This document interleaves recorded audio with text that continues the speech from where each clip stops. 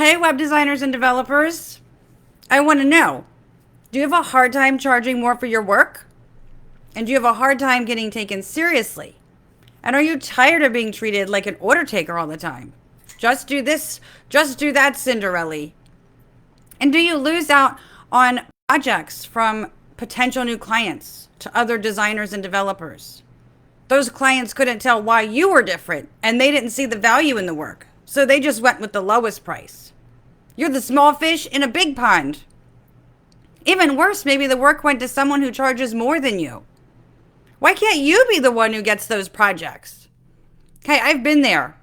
Well, what if you could put yourself ahead of 99% of web designers and developers and put yourself in the top 1%? How would you feel? How would that change things for you? First off, you'd easily be able to charge more. In fact, there would be no haggling on price. This is a specialization, and few designers and developers, have this at all, and that's accessibility. And few are doing it well, and some are just not doing it correctly. The other thing is that you would be seen as the expert. You're giving your opinion, and it actually gets listened to, because it has to be.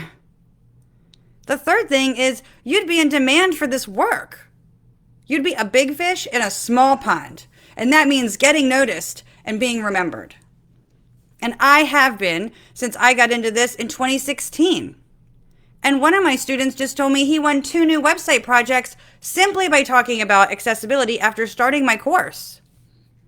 Listen, accessibility is not going away. It's been around since the 90s, and the website accessibility lawsuits over the past few years have ramped up the attention that it's been getting and is continuing to get. So you want to get into accessibility now when most people aren't. If you wait, you might get left behind. If you want to find out 3 easy steps into web accessibility and 3 common mistakes that I see most web designers and developers making, register for my free webinar on September 1st. Just go to bit.ly/3easysteps5. Talk to you later.